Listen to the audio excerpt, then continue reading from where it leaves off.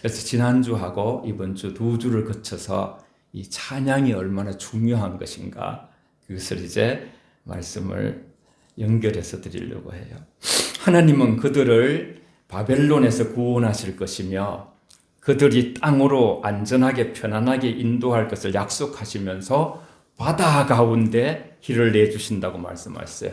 광야에서 길을 내주시는. 여러분, 우리 인간은 연약하지만 하나님은 길이 없는 곳에서도 길을 내셔요.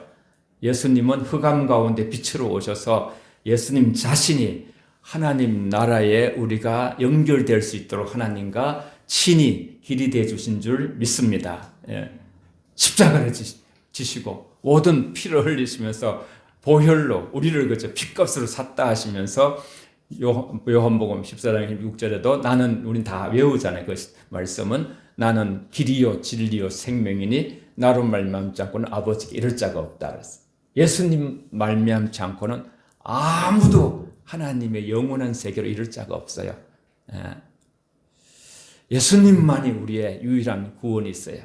우리는 이거 하나 딱 붙들고 바요나 시모나 복이 있도다. 주는 그리스도시요 살아계신 하나님의 아들이시니이다. 우리도 한번 같이 고백해 보겠습니다. 주는 그리스도시요 살아계신 하나님의 아들이시니이다. 시작. 주는 그리스도시요 살아계신 하나님의 아들이시니이다. 아멘. 말씀도 아주 마태복음 16장 16절이에요. 이사야 본문은 바벨론으로부터 귀환과 그리스도의 오심 사이에 교회에 대해서 하나님께서 어떻게 돌보아 주신다는 것을 예언한 내용의 예언자 이사야예요. 하나님이 글을 쓰신 것이죠. 또한 복음의 은혜, 특히 이방 세계에 드러내신 복음의 은혜를 내다보는 예언이기도 해요. 이방 세계에 대해서 이사야가 뭐라는지 아십니까? 우리가 다 말씀드리면 금방 기억이 날 텐데, 전에는 덜짐승 곧 실랑과 같이 거칠고 난폭하며 타조처럼 둔하던 이방의 죄인들도 하나님의 은혜로 말미암아 하나님을 찬양하게 될 것이라고 하나님께서 그 하나님의 나라, 이 세상 나라가 있고 하나님 나라가 있어요. 그 세상 나라와 하나님 나라 사이에 하나님께서 하나님 나라를 세우시고 하나님의 백성들이 하나님을 찬양할 것이다. 그렇게 예언하면서 이방은, 저와 여러분 다 이방인이었어요. 그들의 마음을 하나님이 예수 그리스도로 십자가로 구원을 받게 하셔서 하나님이 부르셔서 우리가 택한 백성이 된 것이죠. 그래서 함께 지금 스크린을 보면서 이사야 43장 1절을 함께 읽겠습니다. 시작.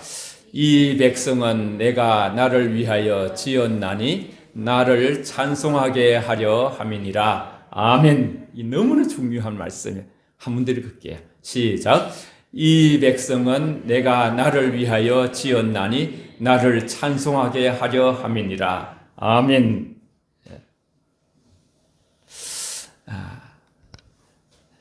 하나님이 이 모든 약속하신 복의 큰 원인을 찾아내 주신 거죠. 저 말씀은요. 이 백성은 하나님의 백성. 이 백성이 누굽니까? 이스라엘 백성이에요. 이 백성이 누굽니까? 하나님이 부르신 저와 여러분들이에요. 그들은 나를 위하여 지었다. 이 하나님만이 하실 수 있는 말씀이에요. 자녀들 우리가 난다 해도 그렇죠. 자녀들한테 너는 나를 위하여 태어났다 이렇게 말 못합니다. 우린 그저 하나님의 통로잖아요. 그러나 하나님은 이렇게 말씀하실 수가 있어요. 그들은 나를 위하여 찬송을 부르게 될 것이다. 이는 창조주 하나님의 인생을 부르신 목적을 말하고 있어요. 목적.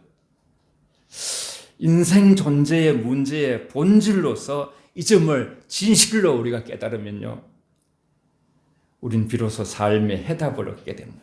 사람들이 인생이 뭔가? 나는 누구인가? 나는 왜 태어났는가?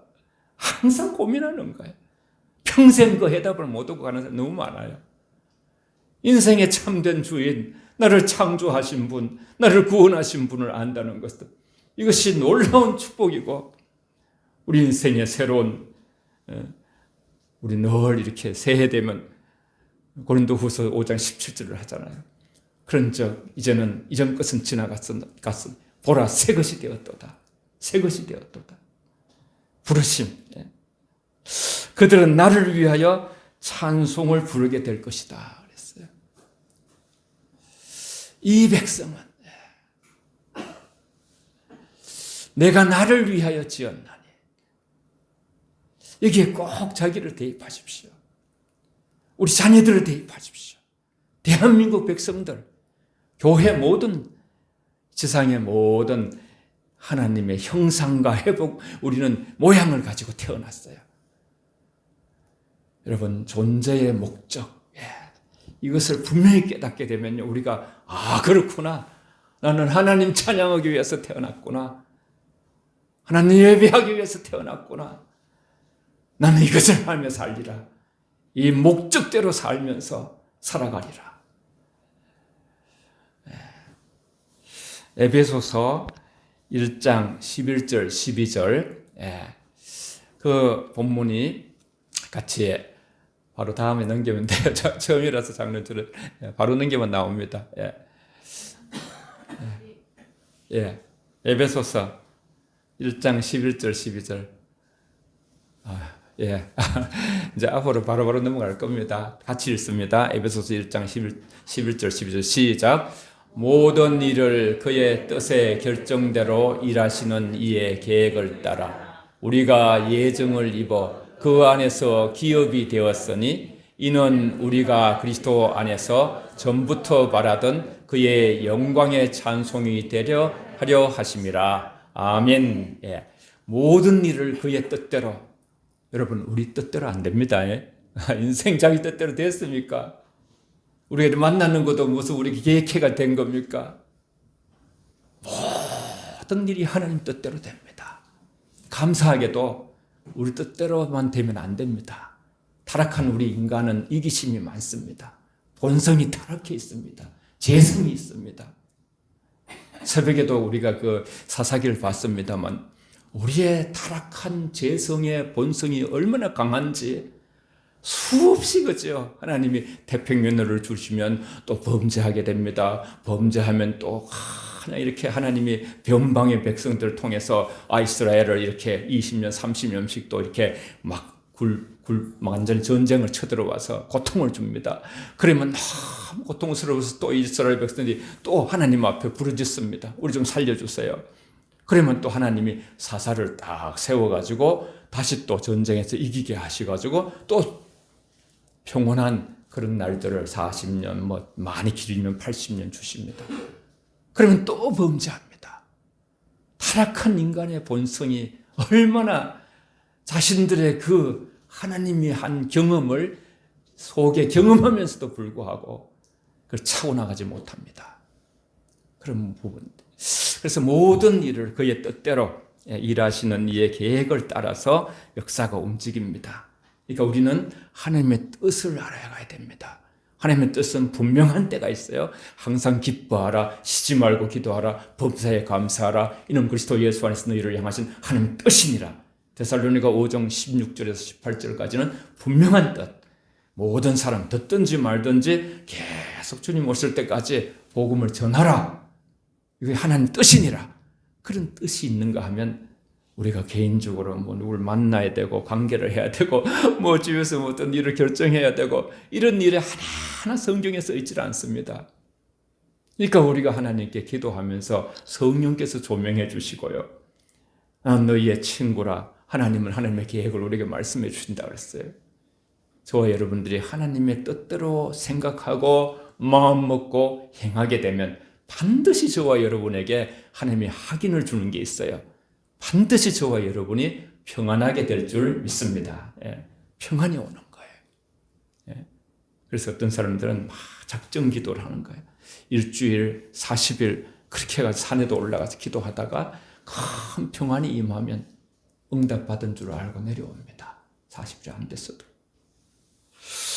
여러분, 모든 일을 그의 뜻대로 결정하시니 계획을 따라서 우리가 예정을 입어. 이게 참 어렵다 그랬죠. 예정은 어려워요. 저와 여러분들이 하나님께서 택하셨어요. 아무도 몰라요. 하나님이 예정하시는. 그래서 우리가 만에 하나 천에 하나 택함을 받은 사람들인데 그렇게 예정하셔서 우리가 그리스도인이 된 거예요. 우리도 모르는 사이에 우리는 0.1%도 거기다가 가하지 못했어요. 전적인 구원은 100% 하나님의 선택에 의해서 되는 것이. 그러니까 우리는 감사할 수밖에 없어요. 감격할 수밖에 없어요. 그래서 기업이 되게 하였어. 하나님의 기업에 대해서 성경은 많은 부분을 얘기해요. 우리가 이 땅에 어떤 기업체 하나 없어도요, 하나님의 나라가 나중에 하나님의 천국이 다 저희 여러분의 기업이 되는 거예요. 예수님께서 나를 그렇게 한 것은 하나님께 그렇게 한 것이다. 그리고 하나님의 것은 나의 것이다. 나의 것은 너희의 것이다. 그렇게까지 말씀하셨어요.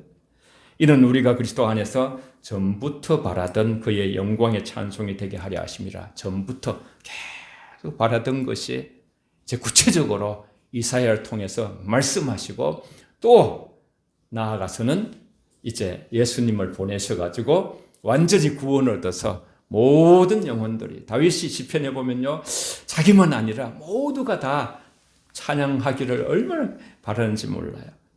여러분, 오늘 이 백성은 내가 나를 위하여 지었나니 나를 찬송하게 하려 함이라. 이 말씀을 마음에 새기고 남은 생에 전생을 통해서 시편 119편에는 하루에 7번씩 찬양한다. 보혈 찬송을 많이 부르시고 찬양할 때 마귀들이 물려가고 우리 속에 능력이 일어나는 그런 것을 볼 수가 있어요.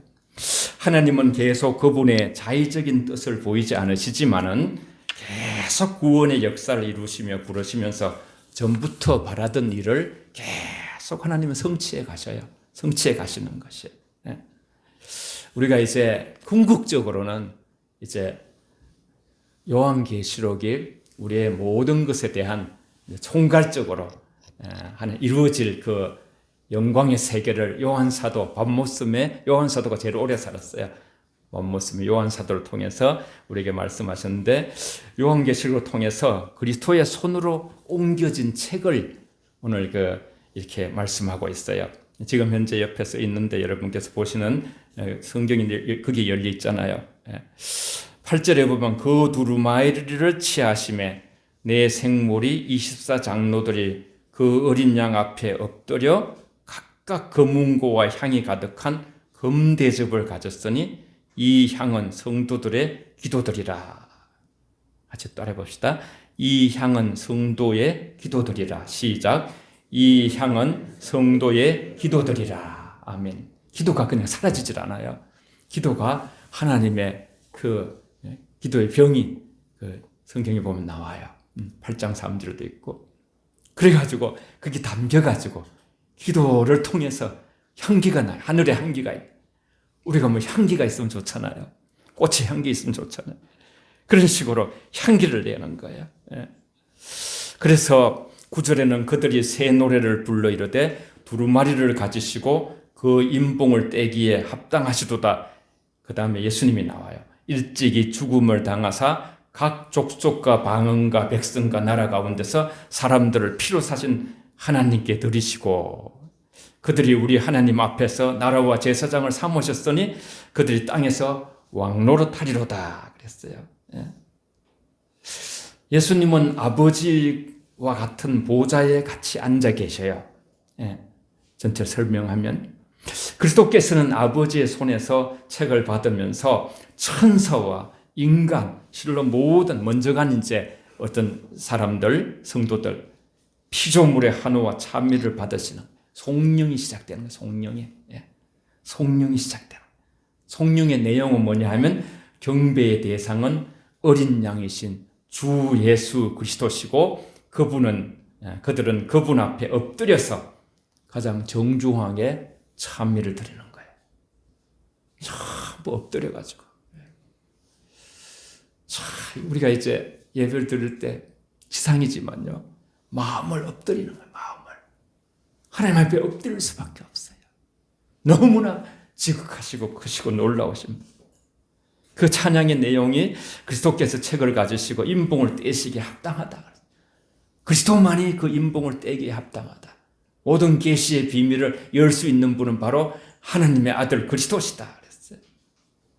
이들이 영혼이 크게 그 주변에 있던 모든 사람들이 감사와 기쁨으로 사랑으로 가득 충만하게 됐어요. 천상의 예배는 그렇게 이루어지고 우리는 언젠가 이제 천국에 가서 이 모든 상황들을 우리도 맛보게 될 것이죠. 계속 이제 성령이 시작되는 것이에요. 우리 11절, 12절, 우리 스크린에도 있는데, 11절, 12절을 같이요. 같이 읽습니다. 11절, 12절. 11절 한번 해보세요. 없어요? 11절, 12절, 바로 나와요. 11절 제가 읽습니다. 내가 또 보고 들으매 보좌와 생물들과 장로들이 둘러선 많은 천사의 음성이 있으니 그 수가 만만이요 천천이라.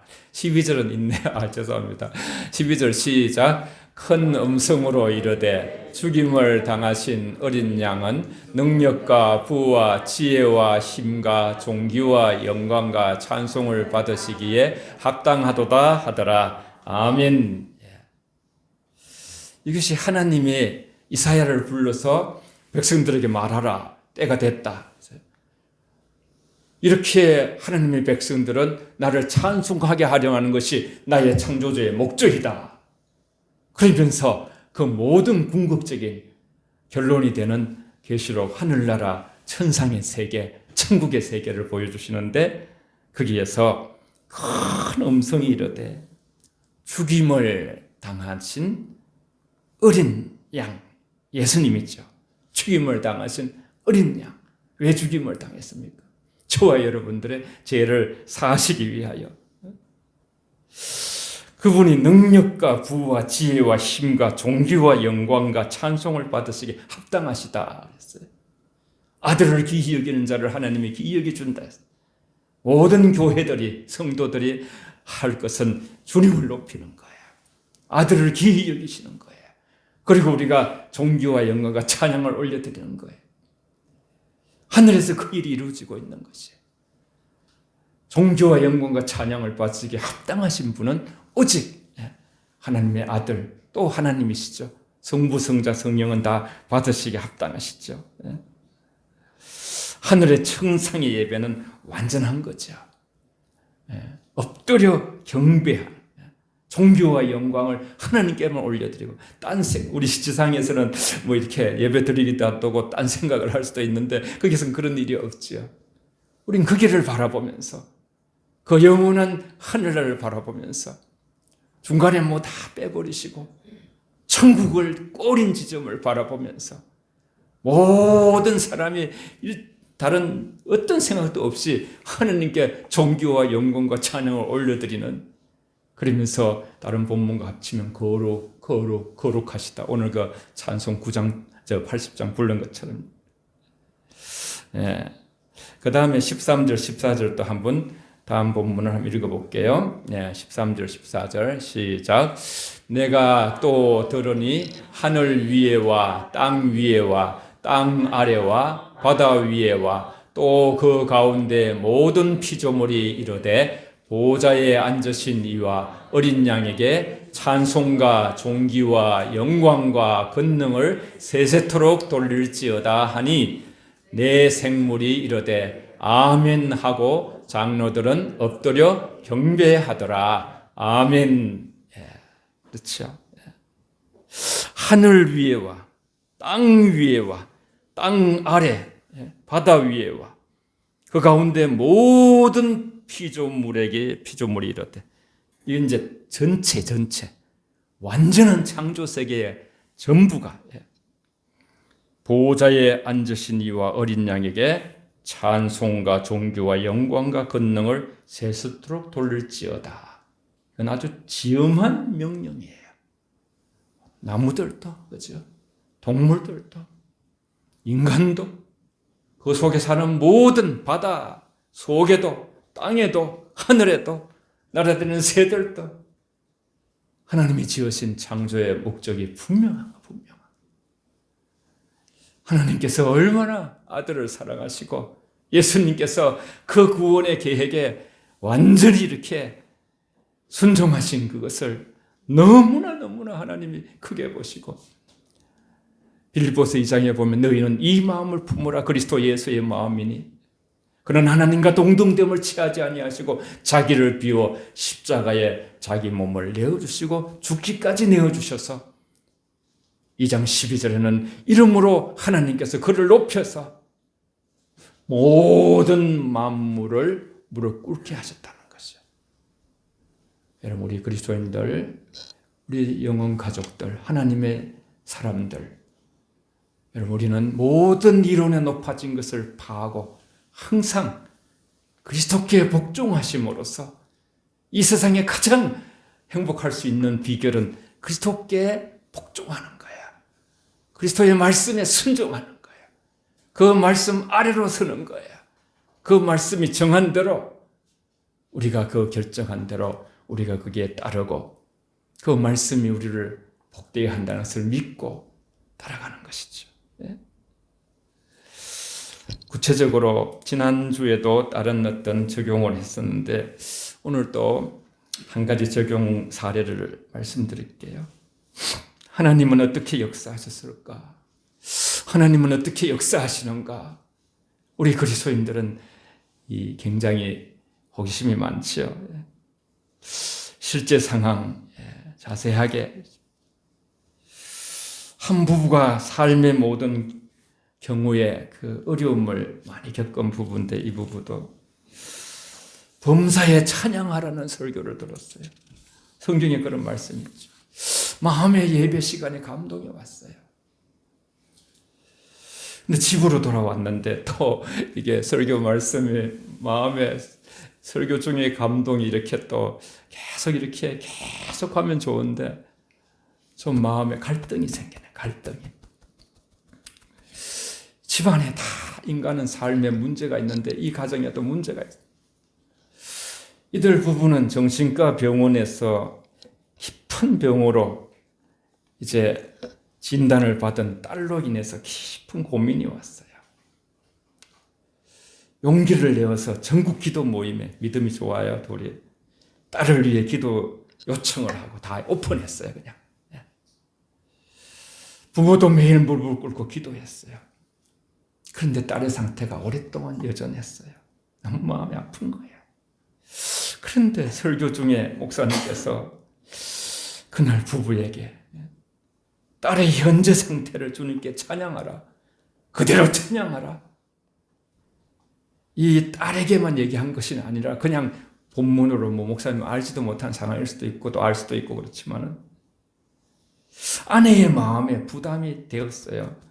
이러한 상태로 인해서 하나님께 찬양을 한다는 것이 이성적 판단으로 자기 생각의 견해에 안 맞는 거예요. 뭐 이렇게 좀 좋아진다거나, 그죠? 낫다거나 이래야 내가 찬양하지. 그런 생각을 갖고 있었는데. 그런데 이제 그런 생각이 떠오르는 거예요. 다른 생각 하나가 속에서 떠오르는 거예요. 목사님의 설교 중에 들려진 하나님의 그 말씀 뜻이 그게 옳은 것이고 내가 그게 순종해야 된다면 난 어떡하지? 갈등이 생기는 갈등이. 그래서 남편을 불러서 여보 어떡하지? 내 마음에 이런 생각이 생기는데 정말 모르겠어요. 우리 지금 찬양할 상황이 아니잖아요. 남편은 큰 믿음이라기보다 손해보진 않겠지. 한번 노력해 봅시다. 그들은 함께 무릎을 꿇었습니다. 그리고 남편이 기도했습니다. 사랑하는 주님, 주님께서 저희를 사랑하시는 것과 저희의 딸을 저희보다 더 사랑하고 계심을 알고 있습니다. 주님께서 연약함 속에 있는 저희 딸을 위하여 가장 좋은 것을 준비하고 계실 줄 믿습니다. 그러므로 딸의 질병을 주님께 감사합니다. 병이 깊어져 도저히 손을 쓰지 못한다는 의사에 대해서도 주님께 감사합니다. 우리 가정을 향하신 하나님의 사랑과 지혜에 감사드리면서 주님을 찬양합니다. 마음을 다잡고서 힘든 기도를 마치고 그런데 지난번에 다른 어떤 상황처럼요. 그렇게 올려드리는데 그들이 마음을 다잡고 딸을 있는 그대로 모습, 지금 현재 상태의 그 모습으로 그냥 주님께 딸을 주심을 감사합니다. 딸의 병이 있음을 감사합니다. 찬양합니다. 그렇게 올려드렸는데 먼저 은혜 받은 사람들이 이 부부예요. 자꾸 마음속에 이런 생각이 생기는 거예요. 지금 정신병으로 미쳐가고 있는 딸, 통증이 있고 삶이 고달프지만 딸의 삶의 가장 좋은 계획으로 하나님께서 우리 딸을 치료하시자는 것을 확신이 막 오는 거예요. 하나님이 지난주에 말씀드린 대로 하나님이 쉬지 않고 계속 일하신다는 그 마음이 기도를 바꿨는데 말씀으로 돌아간 거죠. 말씀으로. 다음날 아침에 딸이 오랫동안 입원해 있던 정신과 병원 주치 의사로부터 부부에게 전화가 왔어요. 부모님, 딸이 큰 차도를 보이고 있습니다. 와서 보십시오. 그 후에 2주일이 안 돼서 딸은 퇴원하고 그 다음에 1년 후에 남자를 만나 결혼하고 아이를 낳고 상상할 수 없었던 일들이 일어나는. 여러분 잘 들으셔야 됩니다. 하나님의 뜻이 우리의 심령에 다가올 때에 그냥 순종하는 것이 힘들 때가 종종 있는 거예요. 힘들 때가. 우리가 아멘 하고 나서도 어떤 사람들은 서원한 것도 안 지켜요. 하나님 힘드니까 이해할 수 있어요. 잘 이해되지 않아도 하나님의 사랑을 믿고 따르고 그분이 언제나 선하시고 가장 옳으시다는 것을 우리가 받아들이고 하나님께 오픈 마인드, 마음을 열고 어떠한 경우라도 감사하고 기뻐하는 삶을 통해서 하나님을 찬양하십시오. 우리의 찬양이 세상을 이기고 다가올 문제를 향해서 하나님의 능력이 임할 줄 믿습니다. 여기서 우리가 간과하지 않을 게 한 또 있어요. 우리가 살아가는 세상 일생 동안 여러 일들이 발생하죠. 우리 삶 가운데 남이 고통받지 않는 것으로 고통받는 가정도 있을 수 있고요. 그러나 하나님은 또 범사에 감사를 하시고 모든 염려를 맡기라고 하시죠. 하나님께 기도하고 찬양한다는 것은 여기서 우리가 기억할 것이 만병통치약이 아닙니다. 똑같이 아마 그런 비슷한 가정에서 그렇게 했을지라도 여기는 2주 만에 퇴원했지만은 또 1년, 10년 갈 수도 있는 가정도 있을 수 있는 것이고 우리는 알 수가 없어요. 이게 중요해요. 그러나 그것은 우리를 부르신 하나님의 목적에 부합한 믿음의 삶. 저들을 부른 것은 나를 찬양하게 하려 함이니라 하신 하나님의 목적. 온전히 주의 말씀에 의거에 반응하는 바른 응답의 삶이라는 그것을 하나님이 높이 사신다는 것을 우리가 잊어서는 안 됩니다.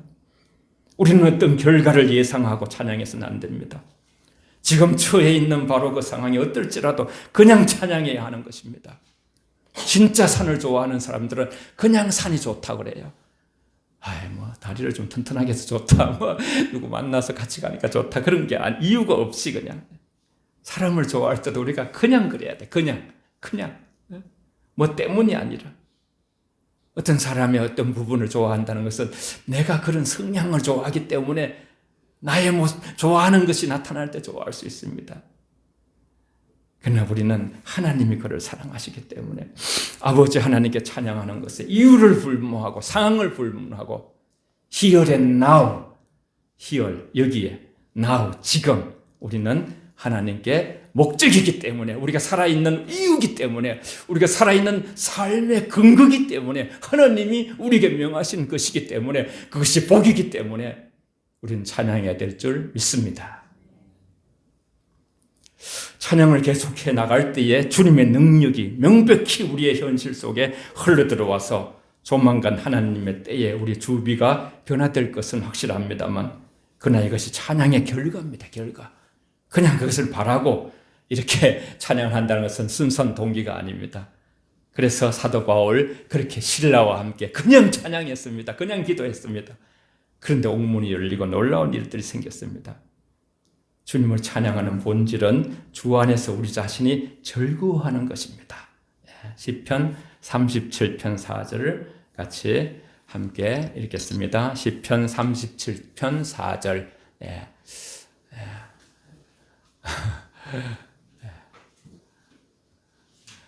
아유, 저 다 준비해 놨는데,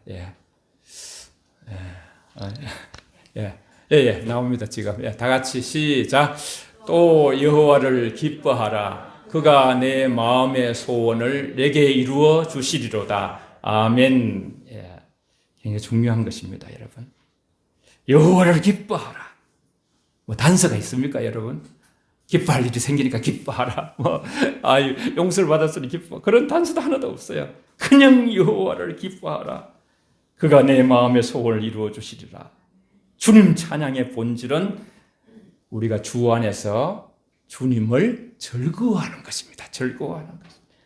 자세히 말씀을 관찰하면 우리가 원하는 것을 미리 짜놓고 그것을 얻으려고 주 안에서 기뻐하는 것이 아닙니다. 먼저 주님과 함께 즐거워해야 됩니다. 이것이 영적인 키와 같습니다. 주님을 진심으로 기뻐하다 보면 이 세상의 다른 모든 것들은 부차적인 것이고 중심이 아니라는 것을 깨닫게 됩니다. 그러면 우리는 주님 최선의 방법으로 깊은 잠자는 사이에도 졸지도 주무시도 아니하시며 우리에게 우리 영혼을 사랑하시면서 긍휼히 여기시면서 우리를 빚어가시는 놀라운 우리 신음하는 소리에도 귀를 기울이신 주님을 발견하게 됩니다. 마지막으로 시편 22편 3절을 읽고 기도하겠습니다. 시편 22편 3절 시작. 이스라엘의 찬송 중에 계시는 주여 주는 거룩하시니이다. 아멘. 인생의 존재의 문제에 해답을 얻는 자들은 행복합니다, 여러분. 그 목적은 하나님이 우리를 부르신 목적은요. 또 이렇게 함께 모이게 해서 하나님이 받으시고자 하시는 것은 하나님을 우리가 있는 그대로 즐거워하면서 하나님께 찬양을 올려드리기를 원하시는 이 목적. 이 백성은 내가 나를 위하여 지었나니 나를 찬송하게 하려 함이라. 저와 여러분이 하나님 자녀들이 찬송 중에 거하시는 놀라우신 하나님을 경험하며 말씀과 기도로 찬양으로 거룩해지는 축복의 경험으로 남은 생이 복되시기를 바랍니다. 다 같이 통성으로